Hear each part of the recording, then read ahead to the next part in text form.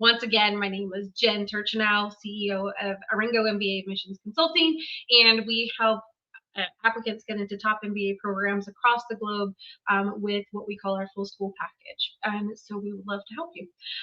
So today we're going to dive into the Tepper School of Business application. And when we look here, I thought like the first thing we should do is look at their page because Tepper is probably one of the most friendliest admissions pages and teams as far as like getting the application done. So I thought it would be great to share with you a bit of the help that they provide on their website as well. So if you just kind of go to their admissions page and kind of click the apply button, if you scroll down, they have a checklist of everything that's going to be required for the actual application itself. And then they also have an application workshop. So if you have any questions, there's a mini series that helps walk you through each part of the application. So hopefully today gives you a great overview, but if you need to take a deep dive, Tepper's actually already recorded some stuff to kind of help you through any specific questions you might have.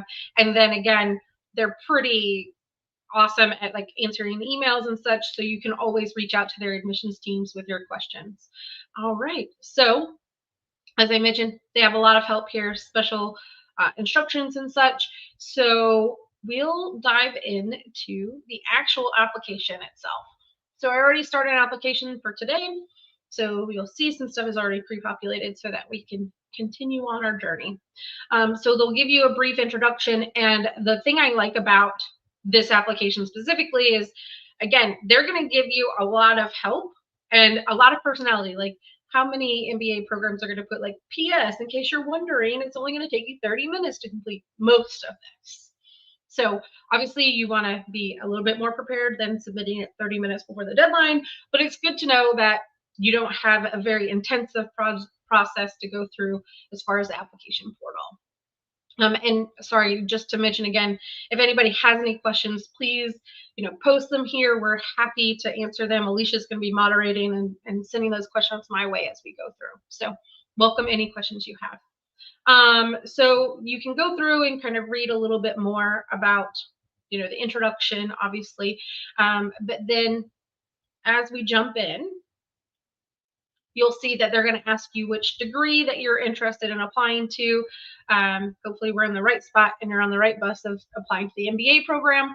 And they do have quite a few different MBA options as far as like whether it's just a traditional full-time MBA, an integrated accelerated combo, MBA JD, etc. So you can use the drop down here to confirm which program you're most interested in if you are deciding to do a dual degree with Tepper. And then we'll click on that you're going to do fall 24.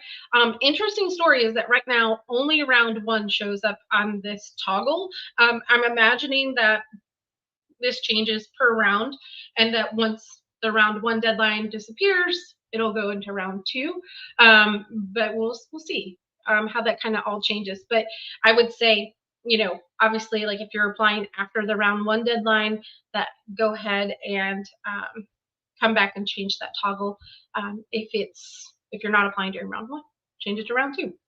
And then if you are a reapplicant and click that radio button, it will ask you some additional questions that are going to pop up throughout the entire application. So I'm going to make sure I try to click on everything. But again, if you have specific questions, please let me know, or if I missed something. So, again, are you a reapplicant? Were you admitted? Yes or no? And then you can answer from there. If you are a current student, staff, or somehow connected to Carnegie Mellon.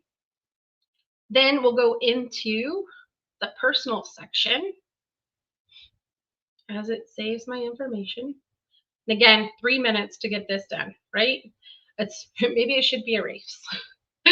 So you're going to put in your name information, etc., what you prefer to go by, any alternative names, your mailing address. This is all pretty standard in what they're going to be asking for the most part of every MBA application. So you'll want to put this in here. The good thing is that sometimes they'll, like, this is a good question too.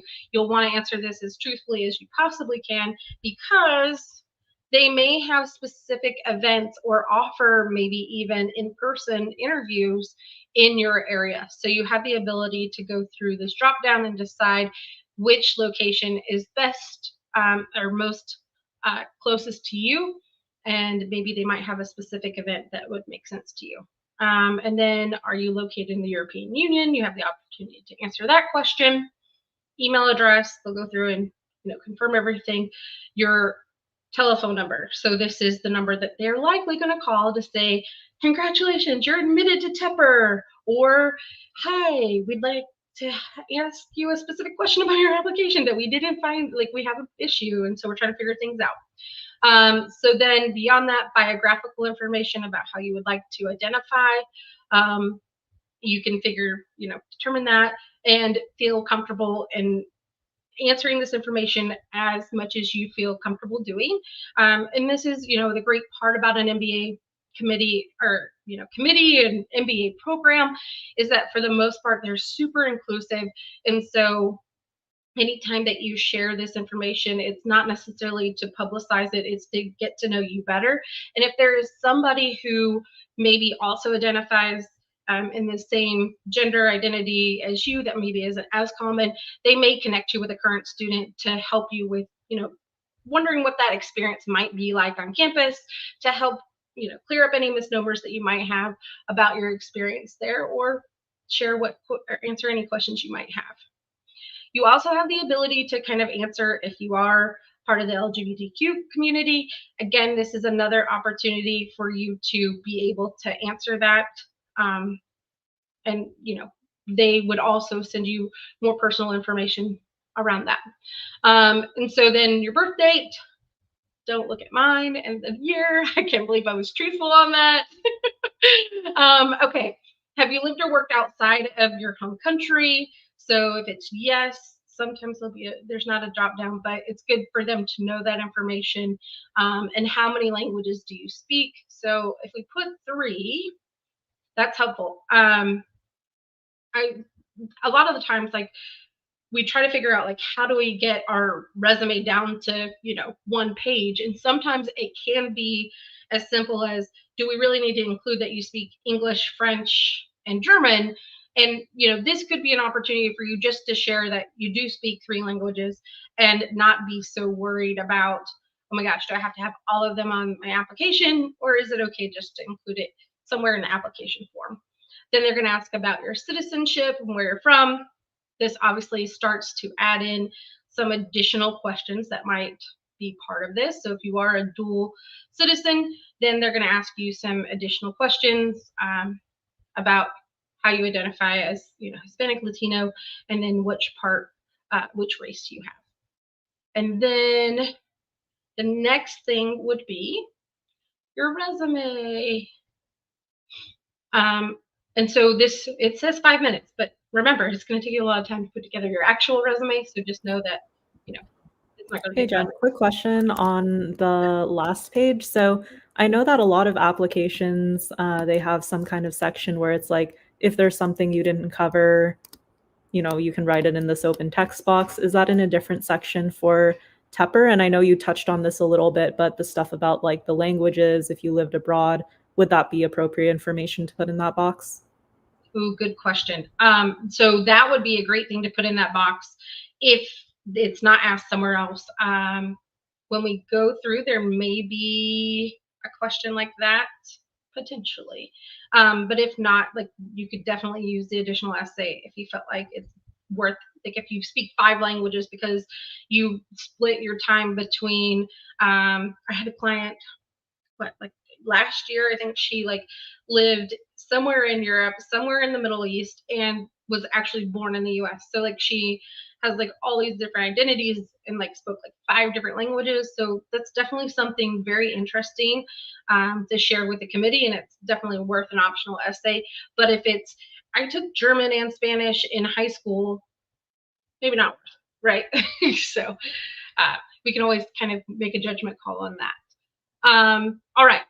So resume, so you put your resume together. They do say 1 to 2 pages, but they do prefer 1 page. So try as much as you can to try to get it to 1 page, Or if you do go over to 2 pages, make it 2 full pages. Might as well make it worth it. So then after this, they'll have you upload your resume here and ask you how many months of full-time professional work experience do you have.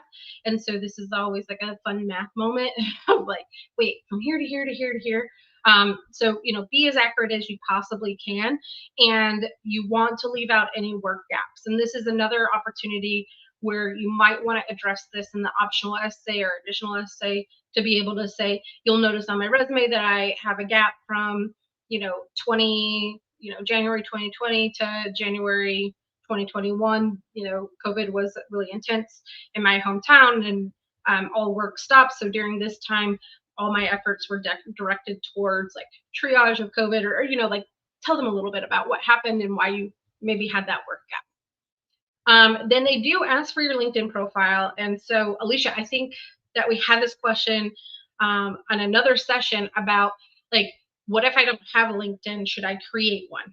Well, I think if they're asking for it, it would be really great if you can provide it. If you don't have it, then I think it'll be okay. I don't feel like if you're like one of those people who are like, I don't want to have like a digital footprint online, etc., I wouldn't change who you are.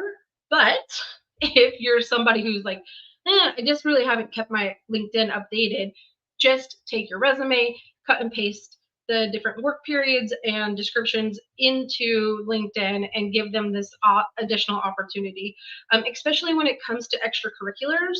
If you're part of specific groups, committees, or like you were part of something during your undergrad, it's another opportunity to share more information with the committee, and they're specifically telling you, we want to look at your LinkedIn profile. So that's your opportunity.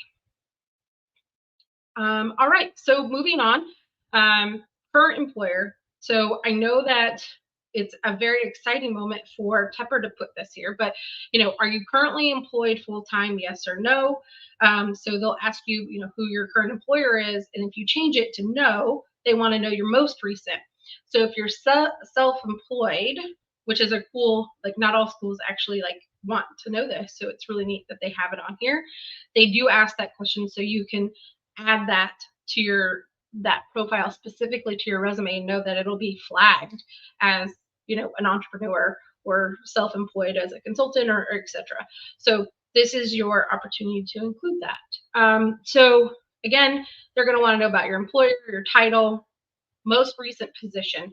So they have a drop down of like, is it full-time, part-time, internship, or volunteer? If you have to add in multiple roles, this is an opportunity to use that there. And then the start date of when you started working there, and then when you left, and then the salary, right? So they want to know how much you made when you started, when you ended, any bonuses that you might have had. And so this kind of comes in twofold. One is that every MBA is ranked on how they improve your ability to get a job and earn more money post MBA. So this goes into like their rankings data and kind of information that they're going to share on a general level, not on a specific level. So it's not like your salary is going to be posted somewhere and they're like, oh, he was making $60,000 before he started his MBA. So, just know that this is more of like data for, reporting purposes, not necessarily for publicizing. The other part that I would say is make sure that you're as truthful as possible and come in as, as accurate as you can. If you're a month or two off, or you're $100 off on, any sort of compensation, that's okay. But anything more than that, there might come like a red flag when the school asks you, when you're admitted and they ask you to fill out a background document or a background check. The company that does the background check will be calling your employers and asking them the specific information. And if there's a big difference, then the company will call back and ask you, hey, this isn't matching up. Can you provide any explanations as to why this isn't, matching up? And you can write a short essay usually, or give them some sort of explanation. but we much rather avoid any situation where you have like a flag on your background check. Quick question. I see that this is just the fields for the most recent employer. I noticed that on a lot of the other applications, they have you fill this for like your most recent 3 roles. Could you give some, I don't know, thoughts about why Tepper is only asking for 1? I think that it's what happens is when you have to enter in all these different positions, there becomes like, what's it called? Application fatigue, right? Like you're like, why do I have to write all this information? I don't know if it's necessarily relevant to go through all this data. It is on my resume, those types of things. So I would say that Tepper is trying to make this as streamlined as possible, and that's really what they're most interested in. And I would assume that they're trusting what you put in your resume kind of shows that career progression. So make sure that you're doing a good job of showing that as well, because they might not be able to see it if you haven't added anything else. And we can also, let's toggle this right now. So if it says your current employer, so if we go through this and fill out the rest of it. So the other thing they're going to ask is, what industry you're in, and there's a drop down, so you can choose like consulting, consumer goods, entertainment, finance, government, healthcare, etc. So there's a lot of different options that you can choose here, and then also kind of what kind of position function you were in. So this is, getting a little bit more specific about, I was in management consulting, corporate social responsibility, etc. There's a lot of different options for you to be able to give them some more context to your employment, and then the phone number for the human resources person. So that's also very interesting that they ask for that there. But so make sure you put it in. Not all schools ask for that at this point. They'll ask for it in a background check. Awesome. I see Mahima has asked a question, where can we include our internships as well? So I think probably on your resume, and I know in one of the drop downs, instead of full-time, you would select internship. Would there be any other differences? So from this, it's only asking about your current employment. So if there was a relevant internship that you felt like the committee should know about, then, hopefully it fits on your resume. If it didn't fit in your resume, make sure it's included in your LinkedIn.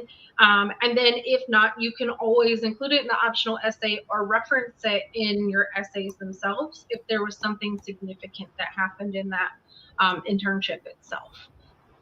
Like a lot of people, like if you go into consulting, sometimes you work for the firm, as an internship, and you can show that career progression on your resume. Like the way I prefer to do it is to like list the employer and then a couple of different positions that you've been in, and then the date to the side, and then bullet points for your current role or accomplishments.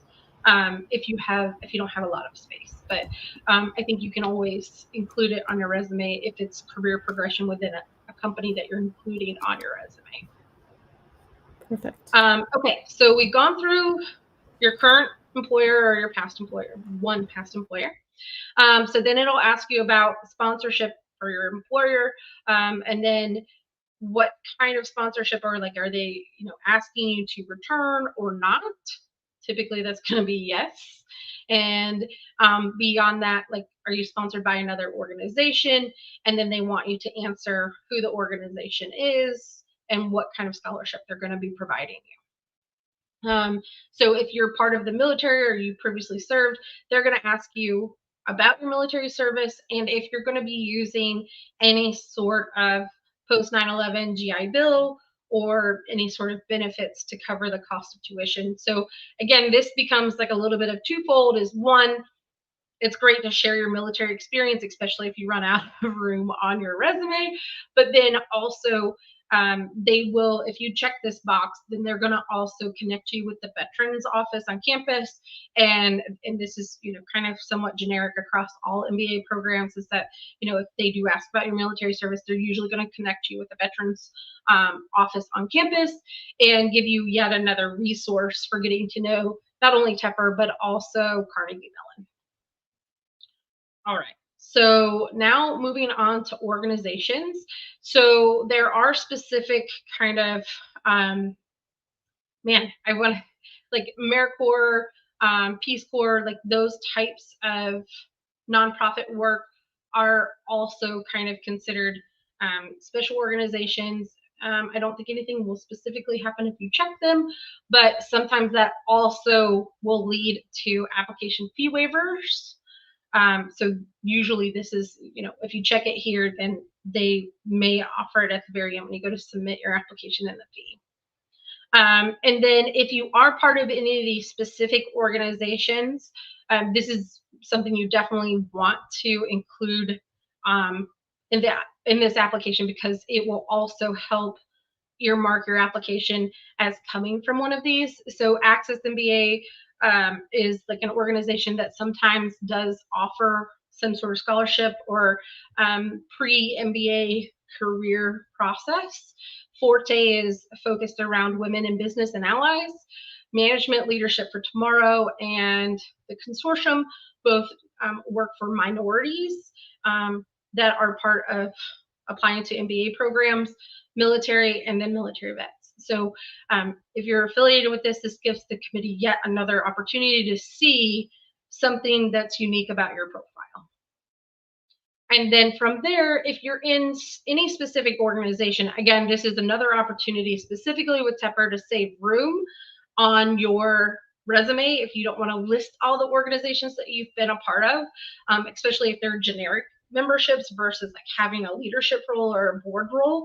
You can definitely include this on the application so that they can say, like, oh, I get it. Like, she's already been part of, American Business Women's Association, or, part of Prospinka, or, any of these different types of organizations, and then describe your affiliation and any level of engagement with these organizations. So you can list them specifically for each one of them, or if they were all kind of generic membership, you can say general member since XYZ. And then if you're checking multiple ones and you were in a leadership position, you can say with women in business, chair, committee chair for fundraising, or whatever it might be, from 2021 to 2022 or something like that. So definitely another opportunity to share more about your leadership and what's important to you and how you might potentially get involved on campus at Tepper. All right, so now we're going to move through employment. And so this is, Alicia, I'm sorry. So this is where you're going to put all of your multiple employment moments. So you would add the employer, and this, okay, good. So the pop-up is showing about, who was your employer, the dates that they employed you, the salary. And again, like, I think it's easy to, tell us about your company industry. And so this is your company description. And then from here, the reason why you left, and that could easily be, recruited to work at next company or sought a role in marketing.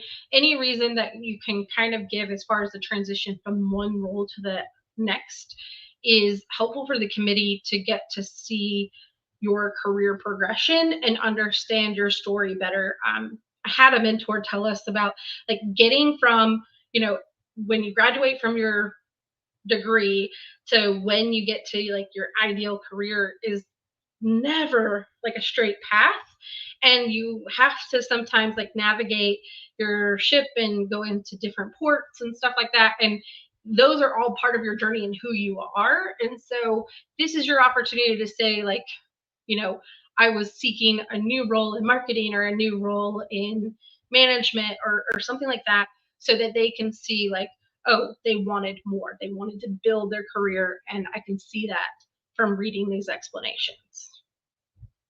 So then, sorry, didn't save anything. Try not to.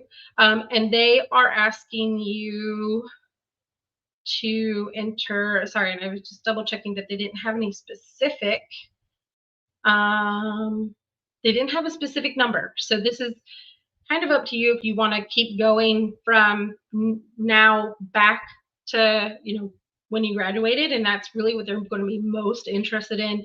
You can put internships. if you really feel like they're relevant.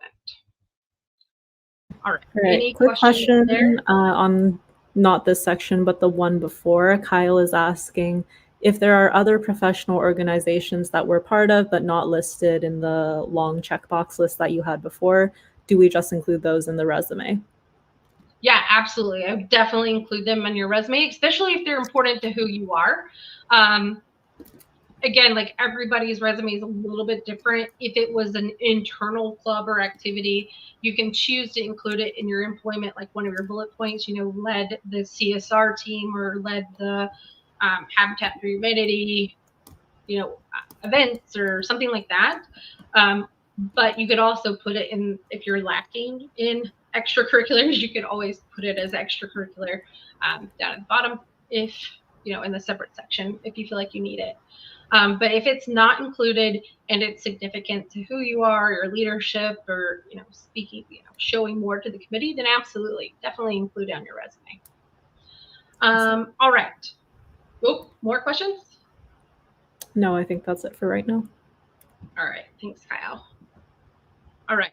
Next is about work authorization and passport. So this is really like essentially for Tepper, it's, are you a citizen or have a visa in the US, like, or will you need a visa, or have you had a visa in the US, and did you work, etc. And so I think that this kind of will be more information to share with the career team, but then also the international student office, as far as how much time you have left if you've already used some of your OPT or something like that. Like this is, kind of their opportunity to just make sure that everything is shored up in the beginning versus like a question later on being like, oh, you never told me that I don't get extra OPT or something like that.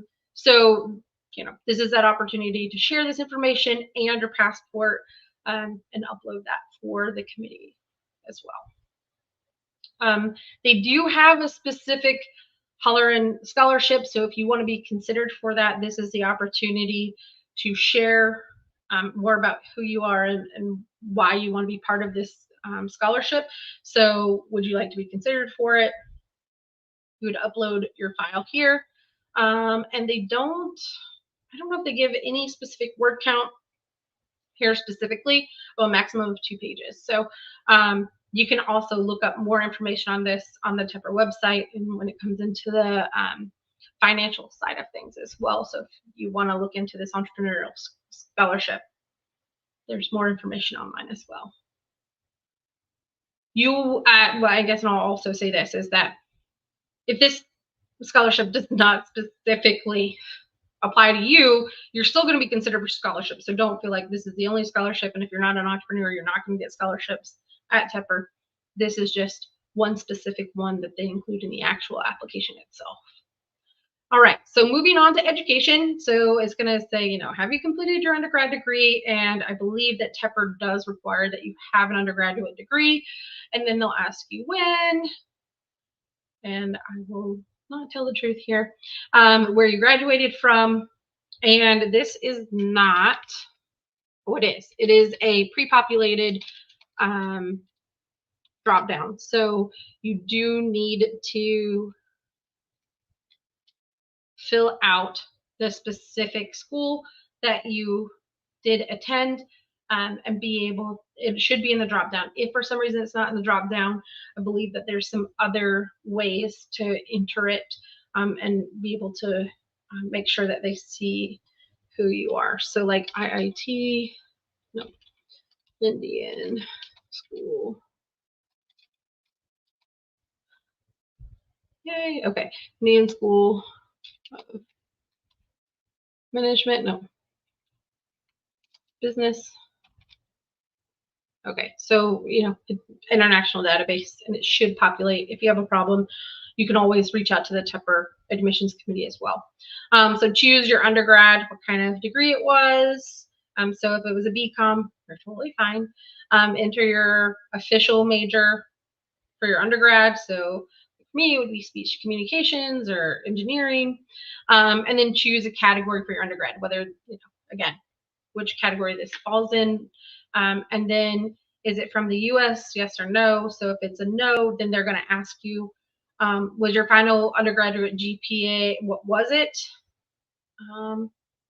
So they ask here on the 4.0 scale because of the US, but obviously, like if you're an international student, sometimes you don't have a 4.0 scale, you have a 10 scale or a 4 scale.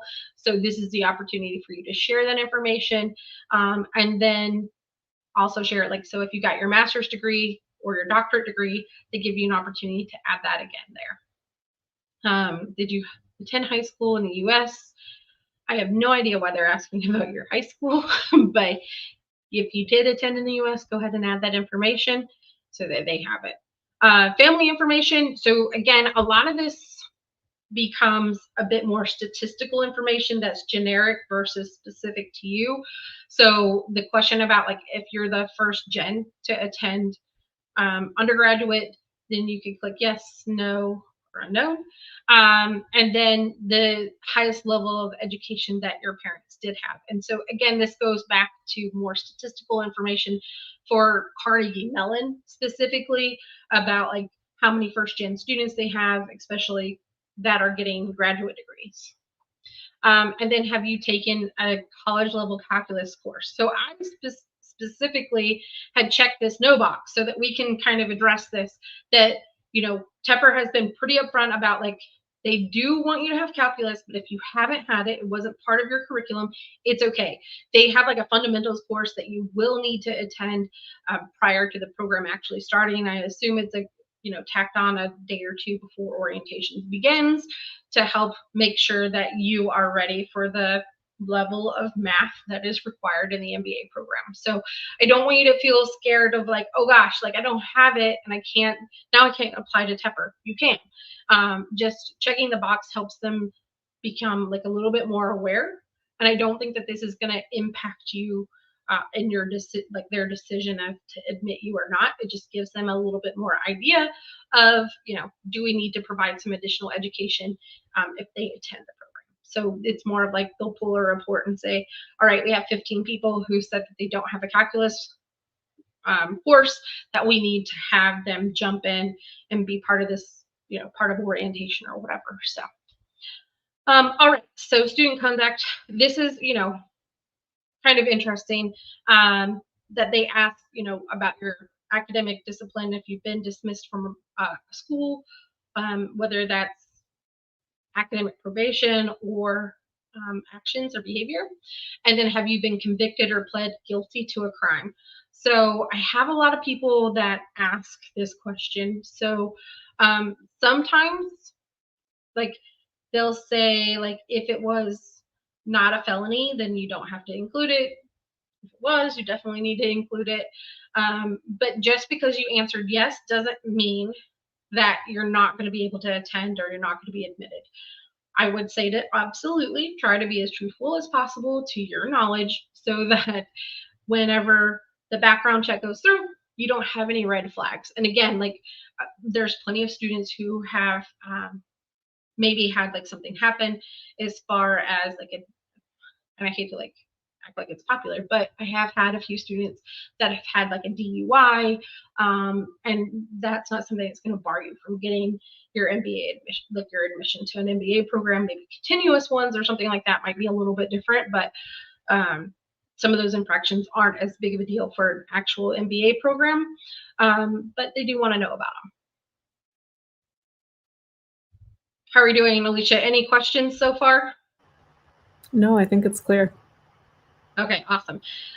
So next is your transcripts. They have a lot of information for you here, but essentially you're going to put in the institution, the date of attendance, the state that you were in, if it was in the US or if it was another country, you'll select the region, etc., and then upload it. And so as of right now, like when you're submitting the application for review, it can be a copy, right? It doesn't have to be official.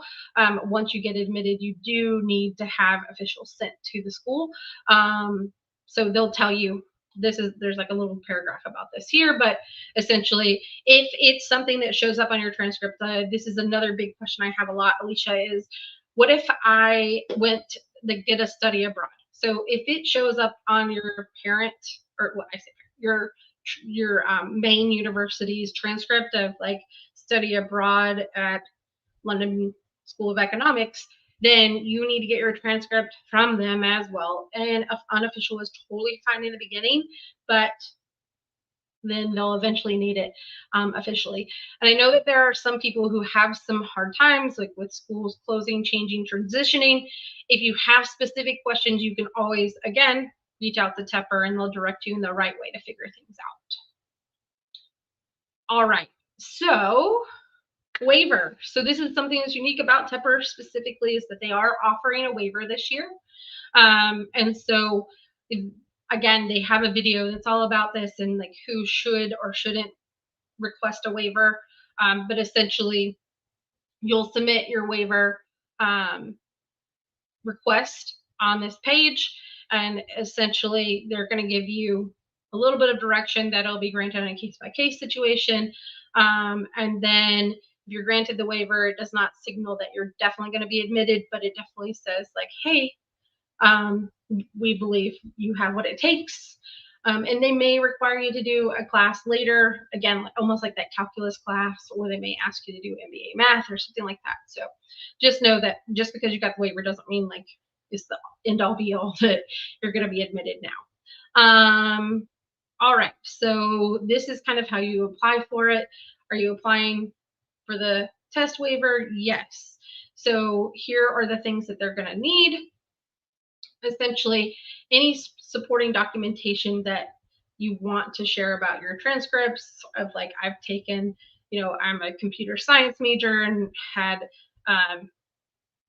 major science STEM background courses, plus on a daily basis, I'm using this math background, plus I'm making analytical decisions and making presentations on a daily basis or something like that, like so that they can see, what it is that you have, what you have to contribute and how you meet any sort of needs of what a GMAT or GRE score would be helping them see as far as your academic readiness for the program. So I would say that you could also include, if you decided to do like MBA math or something like that, that's another opportunity to share that here. I would say if you decided to do MBA math, that might be a moment for them to say, ooh, I wonder if they did well on the GMAT or GRE or didn't. So, that's something else to kind of consider what you do or don't want to include. So that's your opportunity to share for the waiver. Quick question about the waiver does that happen on a different timeline as the application itself? So I believe it happens at the same time. There are a couple of schools that essentially will say like, you're going to get your answer for the waiver within 10 business days. You have to submit it ahead of time, etc. But I didn't see anything from Tepper specifically about the waiver. So I think what you have to do is submit the entire application, and then they'll consider you for the waiver along with your admissions. And they may waitlist you and say, we need a GMAT or GRE score from you, or they may admit you, or they may deny you based on the entire application.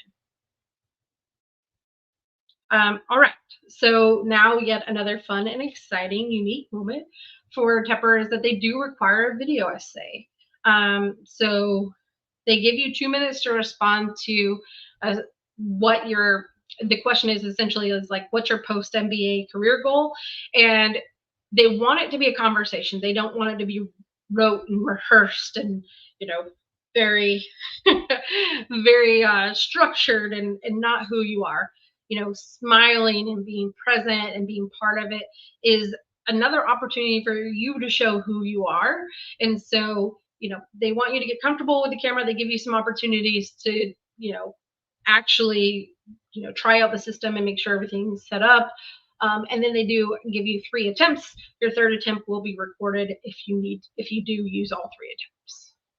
So beyond that, like, again, it has a lot of information, but that's essentially what you need to do. And they give you the ability to try to test it. Like, actually, I wonder if I do this testing mode. Oh, look, they're using my other camera. But like for here, it looks like everything is set, and I could actually now do my video recording if I wanted, but I'm not ready to submit my essay. But that's kind of what it looks like. But last time I tried that as like a run through, it actually said my microphone wasn't connected. So, that is something to, look at and make sure everything's set up on your side. And you can always come back and do that later. All right, moving on to the fun part. Yay, resume or essay questions. So again, it says that it's going to take 5 minutes to complete this, but you do need to spend some time writing your actual essays to get through them. So they're going to ask you what your desired industry is. And again, my drop down isn't showing, but I can kind of go through here and show there is a wide variety of like 15 to 20 different options for you to choose. So they want to know what industry you're looking to move into and what function you're most interested in. So again, like now there's like 20 plus options here of, what kind of function you want, and then what kind of position, right? So this is, what kind of role are you going to play?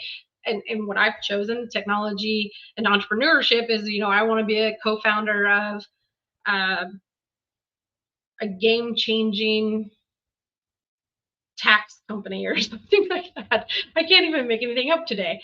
But this is your opportunity to share what you want to do.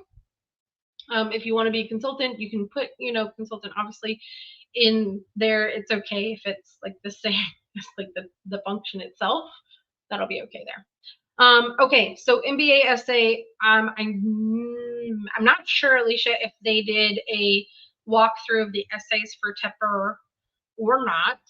But I won't go into this specifically of like what you should be including and everything like that, because that's a whole different session in itself and like could be its own hour.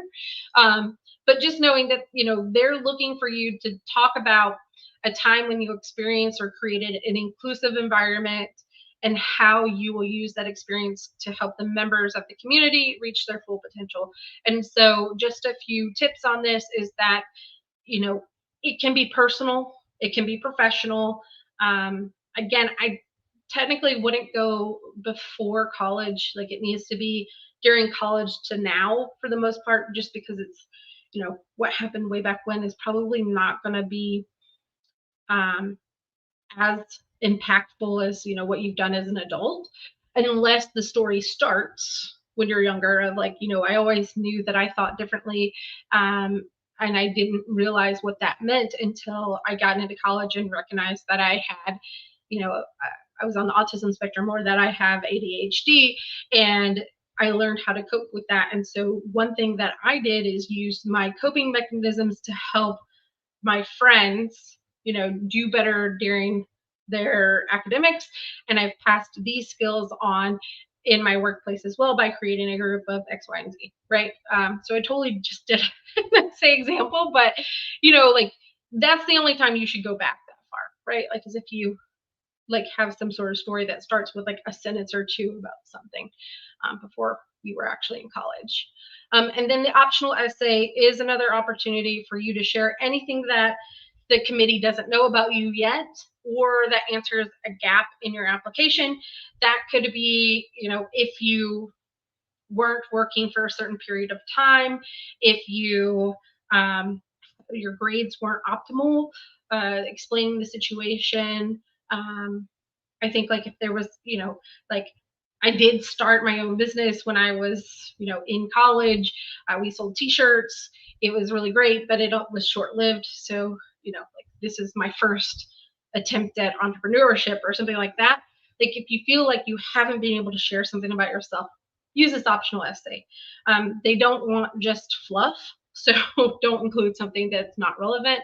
And then I think like, again, like if something did happen in your background, the work gap or, bad grades, they're not necessarily looking for you to give them like a saga and like, here's what happened. It was super dramatic. It's more of this happened. It impacted me here. Here's what I learned and how I've coped or learned from this situation to move on and be better in the future. So, that's what they're looking for, is this progression of, mistakes happen or situations happen, but I learn from them, and I know how to use this to my benefit later on. All right. So next, we're going to go into recommendations. So your recommender should be somebody that you have worked with in your professional life. They do not want you to use somebody who is like an academic advisor unless you legitimately work in academics or at a school.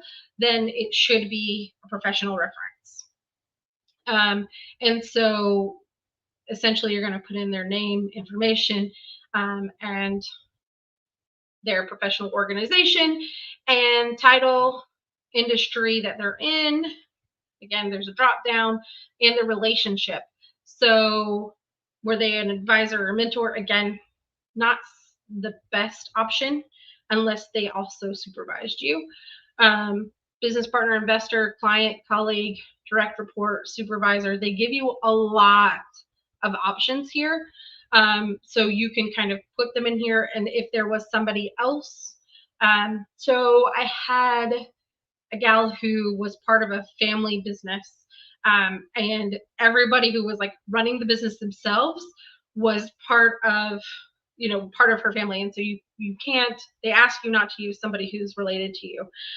So she actually used their financial advisor, that essentially is their consultant, but has been working with them for 10 years and can speak to her business decisions, and acumen and readiness for an MBA program. So that's an opportunity where it might be a little bit different and not the most common like director or direct boss or manager. So the other important thing is that it must be their professional email address. There are a few people or caveats to this.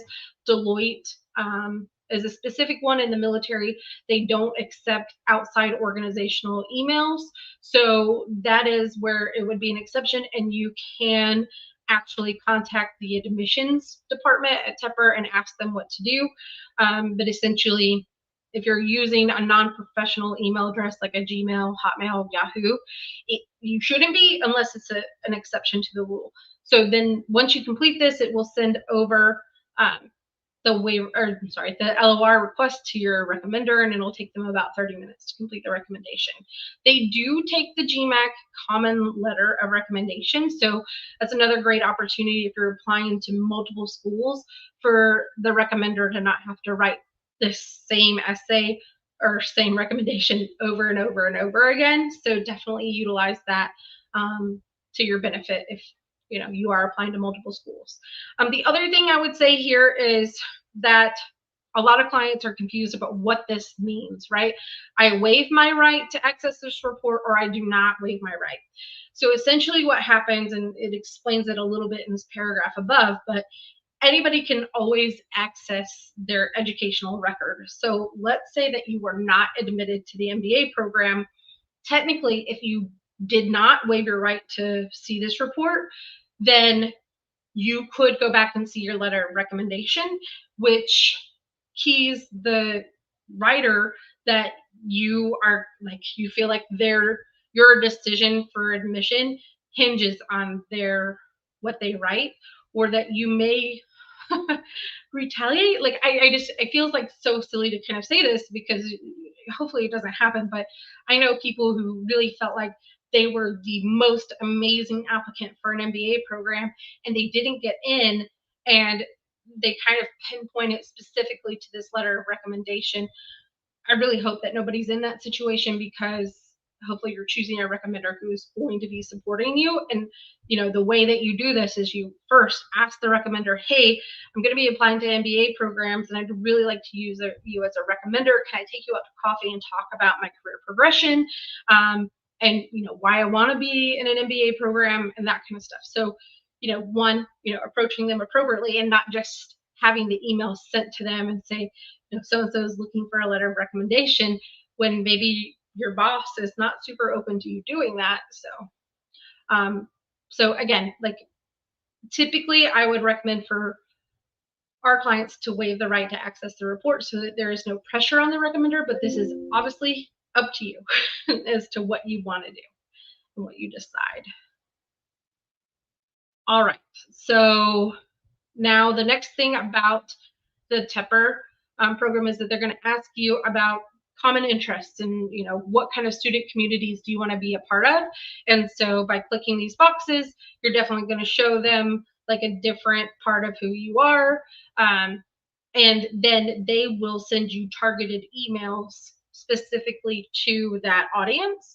And this is, you know, one thing that I try to do is, you know, encourage people to start their applications ahead of time, because when you start checking these boxes, it helps the committee start to send you these targeted emails that are going to, you know, give you somebody from these specific communities to talk to you. Like, and it doesn't just have to deal with like, you know, race or nationality or, you know, sexual preference. It can also deal with, you know, like entrepreneurship, finance, accounting, those types of things also get factored in. So this is where they start asking, like, which professional clubs are you most interested in? So like if I'm excited about healthcare, they might have somebody from the healthcare committee or group contact me to share like what hospitals in the area that they have relationships with, or, you know, something like that.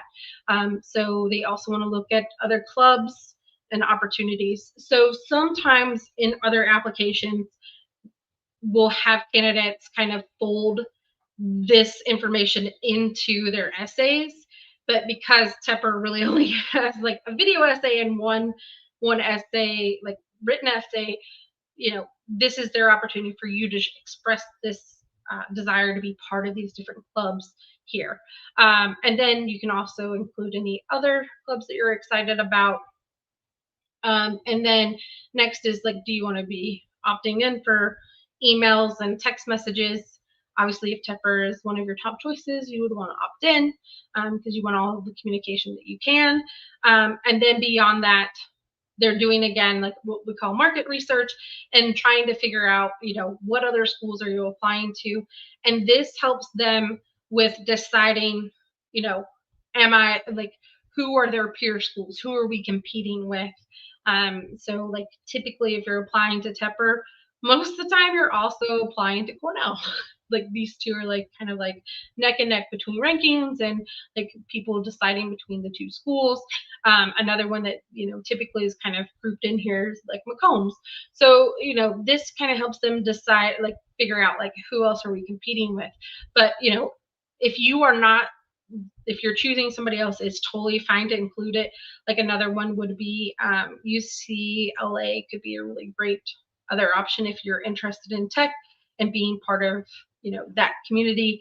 I don't know why I'm not finding it. Oh yeah, there we go, UCLA. So, you know, it's okay to share this information. It's just their research. It's not necessarily something that they're going to like hold against you. Like, oh my gosh, you're also applying to this school. I can't believe it. And then lastly, they just want to know something fun and exciting about you so that they could share with your Tepper classmates.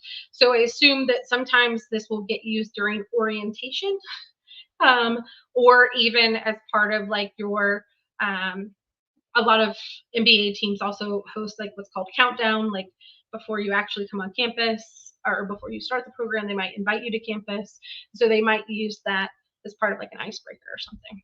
So next, they're going to ask you to sign and verify that everything that is part of this application is true as to your ability and your knowledge, and that you completed this application on your own. So you'll sign that, and then it is the end. Yay! And you can see everything that you've done from here on out, and you'll have this ability to save and come back later if you have any things that you're like, I'm not ready to do my video yet. I'm going to come back. Woo! All right, we're done with the application. What kind of questions do we have? Yeah, on this page, what's this Tartan code from the Office of Admissions? Oh, yeah, Tartan code. I believe that this is the opportunity to get a waiver. So where did it go? The Tartan code. Was it on this page or the last page? Oh, I don't see it now. Am I crazy? So when you go to submit the application, oh, it's because I don't have it on there. But the Tartan code, I believe, is actually where you're going to get your, if you do qualify for a waiver, which I was telling Alicia earlier that if you they have on their website themselves, hold on, I'm going to switch pages real quick. If you complete they have like a 7 steps to admissions. Sorry, and now I need to find it. Somewhere on here, there is maybe it's on this page. Ace series. So sorry. They do have somewhere on one of these pages, like 7 steps to admissions. And if you, okay, nope, that's not it. So they do have somewhere on their website. Sorry, I will not make you dizzy or make you go through this again, but you'll there find are it places. Yeah, they have like 7 steps to submitting your application, and if you complete that, there is a waiver attached to it. So if you are looking to get a waiver, super easy with Tepper. All you have to do is participate and be an active, like go through this process. Oh, I bet you this is where it is right here. How to apply, and now I'm still not going to find it. But anyways, so yeah, so Tepper allows you to have a waiver. Awesome. Do you have other advice about, what type of person is recommended to do this waiver? Like if you have X, Y, Z things in your background or situation? Yeah, so anybody can do the application fee waiver. When it comes to the GMAT GRE waiver, I would say somebody that has a strong STEM background, you've completed, like you have a GPA, that's at or above the average for the class.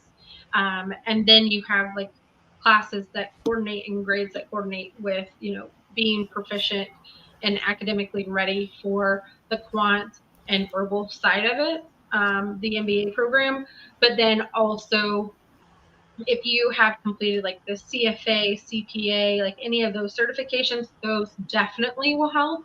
If you have a master's degree or a PGP or like a postgraduate program degree, then you also would utilize that to kind of help boost your profile for a waiver. Awesome. One last question we have here today from Gypsa. Can I submit improved test scores, GRE or TOEFL after the deadline, and will those be considered? So I think we saw in the application a couple spaces where it really seems like Tepper takes the academic rigor very seriously. So this is a good question. Yeah, no, I 100% agree. So with that being said, for the most part, I would say Tepper is going to say, like, submit your application when you have the best possible application. So if you're not sure if you're going to have an improved score or not, then definitely go ahead and submit, right? Like if you're like, oh, I'm submitting with a 690 GMAT, but I've never gotten higher on a test or a mock than the 690, but I'm going to take it again and I'm going to try to get higher. Then, go ahead and submit with the 690. Like there's nothing showing that you're definitely going to get higher. But if you're, getting mocks of like 730, 740, maybe it's worth holding out until you get that. But, the other thing is you can always include that in the optional essay and say, I plan to retake the GMAT or GRE or the GMAT Focus Edition on November 9th. You can include those things in your actual application as well, or that you're willing to retake the GMAT or GRE. Like that's another opportunity to kind of say like, hey, I know that it's not super high, but I'm willing to do what it takes to get admitted, and maybe it would help you with potentially getting waitlist status. What I'll say about GMAT and GRE and TOEFL, like anytime you take the test officially and submit it to the school, it's going to update their records, so they will definitely receive it. And I will say you can always make a personal call and say, hey, like I retook the GMAT and I got a better score. I'm going to send it. Can I send an update letter for the committee if they haven't made a decision yet? So, those are the types of things you can definitely try to do. I can't guarantee that it's always going to work, but it's worth it if you decide to take it again after you submit your application. Okay, awesome. All right, I think we're unfortunately out of time, but thank you so much, Jen, for coming and answering all of our questions and walking us through the Tepper application. make sure everyone to leave a like on the video. Check out ARINGO if you want to hear more from Jen.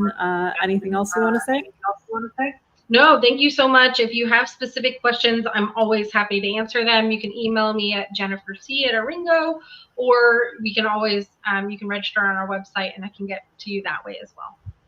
Thank you so much, Alicia. I loved it. It was fun to hang out with you again.